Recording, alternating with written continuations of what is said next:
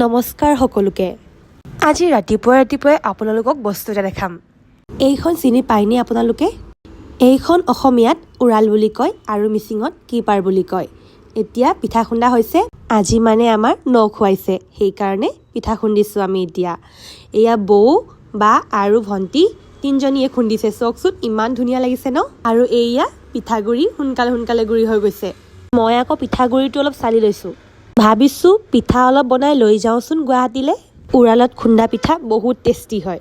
মায়ে আকৌ খৰি অলপ উঠাই আনিবলৈ ক'লে। ভকতো আহি পালেহি। আজি মানে বহুতেই কাম দেই। এয়া আমাৰ ন সকাম ষ্টাৰ্ট হৈছে আৰু।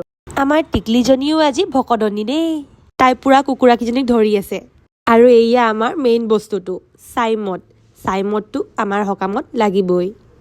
আজি ঠিকছে খোৱাৰহে কথা আৰু দেই। ইফালে বৌহঁতে পুৰা চব্জি কাটি আছে।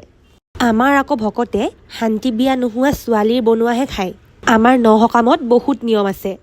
দেখিছেনে আমাৰ পোৱালীজনী ইমান কষ্টত বনাই আছে। আৰু এইফালে মৃতকক ভাত দিয়া নিয়মবোৰ ষ্টাৰ্ট কৰিছে। ন সকাম শেষ কৰি ময়ো গুৱাহাটী যাবলৈ ওলালোঁ। এয়া মামা, মামী আৰু ভাইটি মৰাণত থ'বলৈ আহিলে মোক। যাওঁগৈ আৰু গুৱাহাটীলৈ। বাই বাই সকলোকে।